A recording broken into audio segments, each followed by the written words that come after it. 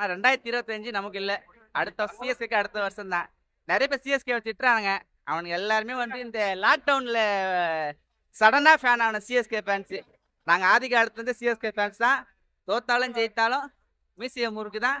இந்த வருஷம் அடுத்த வருஷம் கண்டிப்பாக அடிப்போம். ஜெயிச்சாலும் தோத்தாலும் தலை கூட தான் எப்போவுமே இருப்போம். அவர் வெளியே போனாலும் கோச்சா வந்தாலும் நாங்கள் அவர் கண்டிப்பாக அவருக்கு சப்போர்ட் பண்ணுவோம். அது எப்படி அவர் தப்பா சொல்லலாம்? தோனி இல்லைன்னா சிஎஸ்கே இல்லை ப்ரோ. இந்த வருஷம் கண்டிப்பா அடுத்த வருஷம் இல்லைன்னா நெக்ஸ்ட் இயர் தான் ப்ரோ. ஃபர்ஸ்ட் இன்னிங்ஸை பொறுத்தவரை once too many wickets. Intent நல்லா இருந்தது, பட் கிரிட்டிக்கல் டைமில் விக்கெட்ஸ் லூஸ் பண்ணிட்டு இருந்தது தான் மெயின். ஸோ அதனால பார்த்தீங்கன்னா ஒரு 15-20 ரன்ஸ் கம்மி. ஸோ அதனால பார்த்தீங்கன்னா செகண்ட் இன்னிங்ஸில் நல்ல டைமில் இருந்தப்போ அவங்க மேலே ஸ்கோர் போர்ட் ப்ரெஷர் போட முடியல. ஸோ அவங்களால நின்று ஆட முடிஞ்சிருந்துச்சு. ஃபாரின் பிளேயர்ஸ் வந்திருந்தாலுமே இப்போ இருக்க கரண்ட் டீம் செட்டப்பில் அவர் எக்ஸல் ஆயிருப்பாரா, சிங்கிள் எக்ஸல் ஆயிருப்பாரா அப்படிங்கிறது டவுட்டு தான். பிகாஸ் டீமாவே வி ஹேவன்ட் பெர்ஃபார்ம்டு வெல். சிஎஸ்கேலாம் வின் பண்ணணுன்ட்டு வரோம், நினச்சிட்டு தான் வரோம். ஆனால் பட் வாய்ப்பே இல்லை. எதை சேஞ்ச் பண்ணா டீம் சேஞ்ச்? பவுலிங் சேஞ்ச் பண்ணணும். ஃபஸ்ட்டு பவுலிங் சேஞ்ச் பண்ணணும், பேட்டிங்கும் சேஞ்ச் பண்ணணும். போன சீசன் மாதிரி இந்த சீசன் இல்லை, அதான் சொல்ல முடியும்.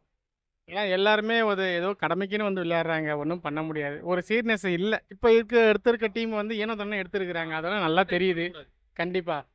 அது இல்லாமல் இப்போ ஆள் மட்டும் சேஞ்சஸ் பண்ணுறாங்களே தவிர, பட் அதுங்க ஒர்த்தா இல்லையான்னு அவங்க பார்க்க மாட்டேன்றாங்க. அதே தான். லோ ஸ்கோர்லையுமே 19 வரைக்கும் மேட்ச் கொண்டு வந்தாங்க.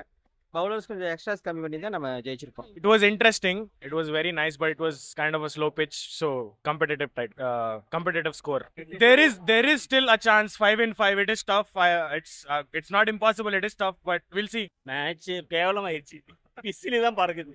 சென்னை சூப்பர் கிங் இந்த மாதிரி கேவலம் விளாண்டா நமக்கு சென்னைக்கு மதிப்பில்லாம் போச்சு. சென்னை நம்பர்ல குறையில இல்லை. தோனி அடிச்சிருந்தா கூட ஓரளவுக்கு வின் பண்ணியிருக்கலாம். ஆனால் ரொம்ப மோசமான நிலைமை ஆயிடுச்சு. சப்போர்ட்டு இப்படியே போய்கிட்டு தான் எப்படி சப்போர்ட் கிடைக்கும்? சப்போர்ட் குறைவாக செய்யும். கொஞ்சமாச்சும் வின் பண்ணி வந்திருந்தா கூட நல்லா இருந்திருக்கும். இப்போ ரொம்ப இதுக்கு லோவாக போய் வெளியே போயிட்டாங்கல்ல. தலைமுறை அடுத்து வருவாங்கல்ல, அவங்களுக்கு சான்ஸ் கொடுத்தா ஆகணும். கண்டிப்பாக அதுக்காக பின்தாய்க்க முடியாது, வின் பண்ணி தான் ஆகணும். தோல்வி தான் வெற்றிக்கு அறிகுறி. அடுத்த வருஷம் பார்த்துக்கலாம் ப்ரோ. மேட்ச் லைட்டாக சொதவிச்சு. அடுத்த வருஷம் பார்த்துக்கலாம். சூப்பராக ஆடினாரு அவர் தான். 18 வருஷம் கப்பே இல்லை போங்கண்ணா சைடில். 2 வருஷம் தேவை. உங்க ஓனர் எங்க போயிட்டாரு? காசு விட்டு ஓட்டாரு. வேஸ்ட்னா ஆர்சிபி ஐயா வேலைக்கே வருது. Match disappointed. ஃபைனலாக சொல்கிறது டிசப்பாயிண்டட் தான். ஆனால் இட் வாஸ் நாட் லைக் பேட்னு சொல்ல மாட்டேன். It was quite entertaining. Like last ball வரைக்கும் எடுத்துகிட்டு போனாங்க. And like I wish like CSK won, அவ்வளோதான். நான் 5 cup winners. So 26 like make it 6th cup. 26 as the 6th தான். மேட்ச் வந்து எதிர்பார்த்தது ஜெயிக்கணும்னு எதிர்பார்த்தேன். அது ஃபுல்ஃபில் ஆகல. யூஷுவல் மேட்ச்ல வந்து யங்ஸ்டர் ஓப்பனிங் வாய்ப்பு கொடுத்தாங்க. பவுலிங் எஃபர்ட்ஸ் வந்து கொஞ்சம் நல்லா இருந்துச்சு, பட் நோ பால்ஸ் கொஞ்சம் எக்ஸ்ட்ராஸ் அதிகமாக போச்சு. ஃபீல்டிங் எஃபர்ட் வந்து கிரேட்டு. இந்த வருஷத்துக்கு வந்து நிறைய வேண்டுதலோட வாய்ப்பு இருக்கு. த்ரூ அவுட் இதுக்கப்புறம் வந்து வர கேம்ஸ் எல்லாம் வந்து நிறைய யங்ஸ்டர்ஸ்க்குலாம் சான்ஸ் கொடுத்தாங்கன்னா பெட்டரா இருக்கும். நீங்களும் ஆர்சிபி தான் ப்ரோ. நம்மள மாதிரி நம்ம இருக்க முடியாது ப்ரோ. எப்பவுமே நம்ம ஆர்சிபி தான். இவங்க 2 மேட்ச் தோத்தாலே கதற ஆரம்பிக்கிறாங்க. நம்மள மாதிரி கதறோம். நம்ம 17 வருஷமா கதறோம். ஆனால் இவங்களுக்கு தெரிய மாட்டேங்குது. 2 மேட்ச்சுமே ரொம்ப கதறானுங்க. இப்போ தொடர்ந்து சிஎஸ்கே தோல்வியாக இருக்கிறதுனால அந்த தோல்வி எப்படி ஏற்றுக்கணுங்கிறதுக்காக ஒரு ஆர்சிபி ஃபேன் நாங்கள் கூட்டு வந்திருக்கிறோம். எங்களை பார்த்து கத்துக்க சொல்லுங்க ப்ரோ. ரொம்ப மொக்கையா இருந்தது. அவங்களோட டீம் வந்து கரெக்டாக தான் இருக்கு. அது அவங்களோட தலைவிதி, அதெல்லாம் வந்து வேற விஷயம். ஆனால் இவங்க வந்து வெறும் மார்க்கெட்டிங்கு, வெறும் ஒரு பிஸ்னஸ்க்காக வந்து நடக்கும்போது அதுதான் கொஞ்சம் இரிட்டேட்டிங்காக இருக்கு. நல்லா ஒரு டீம் பிளேயர்ஸ்லாம் எடுத்துட்டு அதுக்கு மேலே வந்து அவங்க ஒரு பெஸ்ட்டை கொடுத்துட்டு அதுக்கு மேலே வந்து அவங்க அவுட் ஆனாங்கன்னா பிரச்சனை கிடையாது, நம்ம வந்து லாயலாகவே இருப்போம். ஆனால் இவங்க அப்படி பண்ணல. தோனி உள்ளே இருந்துகிட்டே இருக்காரு. உள்ள ஒரு பவுலர் இல்லை, ஒரு பேட்ஸ்மேன் இல்லை, நல்ல ஒரு ஃபீல்டர் கிடையாது. யாருமே இல்லாமல் வந்து மட்டும் லாயல்னா எப்படி லாயலாக இருக்க முடியும்? அவ 15,000 ரூபாய் விற்கிறாங்க. அது லாயலா? இன்னைக்கு 2,000 ரூபா கூட இல்லை, ஃப்ரீயாக கூட்டு வந்து ஆளு குறைச்சி. பெங்களூர்ல போயிட்டு நம்ம பார்த்தோன்னு வச்சுக்கோங்களேன், அவங்க வந்து எல்லாமே டிக்கெட் ஆன்லைன் பிரைஸ் தான் விற்கிறாங்க. எல்லாமே டிக்கெட் பிரைஸ் தான் விற்கிறாங்க. டீம் வந்து ஆடியன்ஸுக்கு லாயலாக இருக்கு, ஆடியன்ஸ் டீமுக்கு லாயலாக இருக்கிறாங்க. இவங்க வந்து நம்மளுக்கு லாயலாக கிடையாது. நம்மளும் அவங்க எப்படி லாயலாக இருக்க முடியும்? அவங்க நம்மள பிஸ்னஸ் தான் பார்க்குறாங்க. நம்ம காசு கொடுத்து போகும்போது நம்மளுமே வந்து ஏதோ என்டர்டைன்மெண்ட் எதிர்பார்க்குறோம். என்டர்டைன்மெண்ட்டே இல்லைன்னா நம்ம ஒன்றும் பண்ண முடியாது இல்லையா? 10 பால் ஆடுறாரு, 6 ரன் முக்குறாரு. இந்த மாதிரி காஜ் ஆடுறது நம்ம ரோட்டு கிரேம் அல்ஃபோன்ஸ் அக்ரோன்லேயே நல்லா விளையாடுவாங்க. அவர் கோச்சா இருந்து அட்லீஸ்ட் 4 பால் ஒழுங்கா போட கற்றுக் கொடுத்தாருன்னா அப்பயாவது ஜெயிக்கிறதுக்கு வாய்ப்பு இருக்கு. ஃபிட்னஸ் எடுக்கணும். இந்த மாதிரி நாங்கள் செலவு பண்ணிட்டு இவரெல்லாம் வந்து துபாயிலேருந்து இன்னைக்கு கூட்டு வந்திருக்கோம். வந்து ஒரே டிக்கெட் ஃப்ளைட் டிக்கெட் போட்டு வந்திருக்காரு. எதுக்குமே அவருக்கு வேண்டியது. ஆமா, வாய்ப்பு இருக்கும்னு நினைக்கிறீங்களாண்ணா? கண்டிப்பா நம்புறோம். இதே மாதிரி டீம் இருந்தா கண்டிப்பா நடக்காது. பார்த்தா ஒரு ஹெலிகாப்டர் ஷாட்ல விடுவாருன்னு நினைச்சோம். ஆனா விக்கெட் ஆயிட்டாரு. 2026 பவுலர்ஸ் தான் 100 10 ரன் வைடு போட்டாப்ல நிறையா.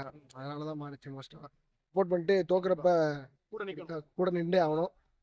இப்போ கண்டிப்பா comparing to other batsman in CSK, AYUSH mother is 100 times better தான். நெக்ஸ்ட் சீசன் கண்டிப்பாக ட்ரை பண்ணலாம்.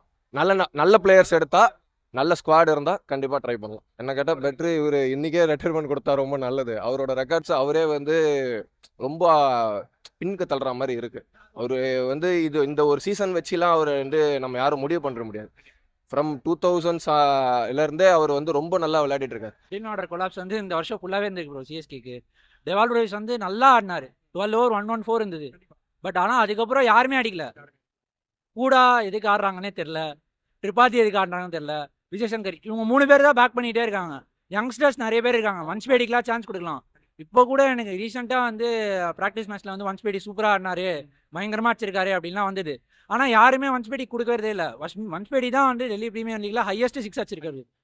ஆனால் அவர் கொடுக்கறதே இல்லை சான்ஸ். அவர் கொடுத்தாங்கன்னா அவர் இது பண்ண முடியும். ருத்ராஜ், சிவம் டூபே, தோனி, ஜடேஜா இந்த 4 பேர் மேலே ரொம்ப ஓவர் டிபெண்டன்ஸ். கண்டிப்பாக தோனி, ஜடேஜா எப்படியாவது பெர்ஃபார்ம் பண்ணிடுறாங்க. ருத்ராஜ் ரூல் அவுட் ஆயிட்டாரு, டூபே அடிக்கிறது இல்லை. அதனால டீம் ரொம்ப கொலாப்ஸ் ஆகுது. நெக்ஸ்ட் சீசன் நம்ம தான் ப்ரோ கப்பு, கன்ஃபார்ம் நம்ம தான் கப்பு. கண்டிப்பாக நம்ம 2020 முடிஞ்சது, யார் வருது 21 கப்பு, 22 முடிஞ்சது, 23 கப்பு, அதே மாதிரி 25 முடிஞ்சிருக்கு, 26 நம்ம தான் கப்பு. 6வது கப்பு இங்கே வரும். நூர் அகமது அந்த 2 நோ பால் போட்ட உடனே ஃப்ரீ ஹிட்லேருந்து மேட்ச் அப்படியே மாறிடுச்சு. கேட் இல்லைன்னு அப்படி இல்லைன்னு இல்லை ப்ரோ. பத்திரானா நல்லா தான் போட்டுருந்தாரு. 12 run தான் ஃபர்ஸ்ட் 2 over கொடுக்க சொல்ல 12 run தான் கொடுத்தாரு. வைட்ல போட ஆரம்பிச்ச உடனே ப்ரெஷர் ஆயிடுச்சு. அப்படியே மேட்ச் உட்காந்துட்டு தலை வந்தார் மேலே. அவரை பார்த்துட்டு அப்படியே ரிலாக்ஸ் பண்ணுவேன். தோத்ததெல்லாம் பிரச்சனையே இல்லை ப்ரோ. இன்னும் 50 வாட்டி தோத்தாலும் அடுத்த வருஷமும் வந்து நான் பார்ப்பேன்.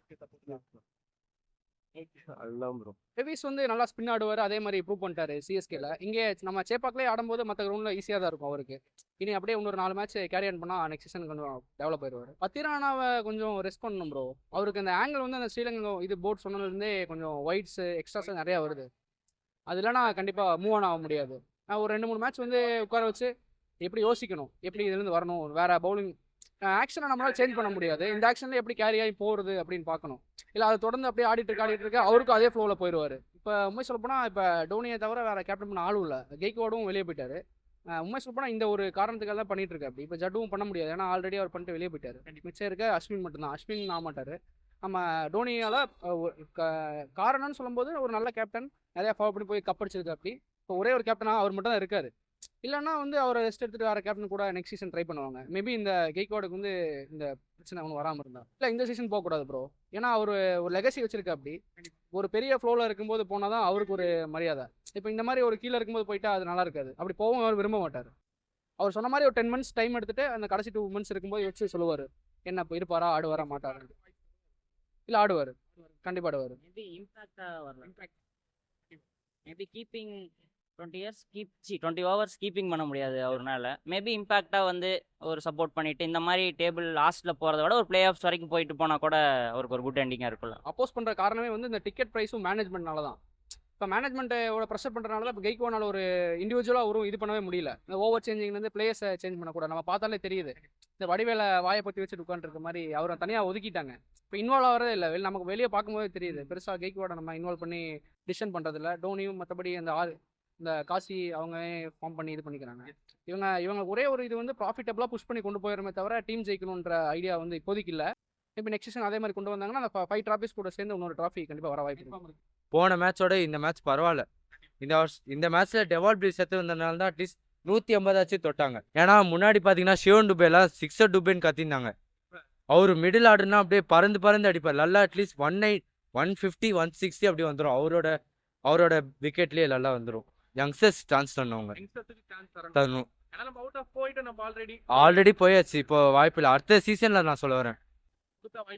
ஆமாம், ரொம்ப வாய்ப்பு இருக்குது. அடுத்த சீசன்லேயே அவங்க நல்லா பெர்ஃபார்ம் பண்ணணும்னு நான் பார்க்குறேன்.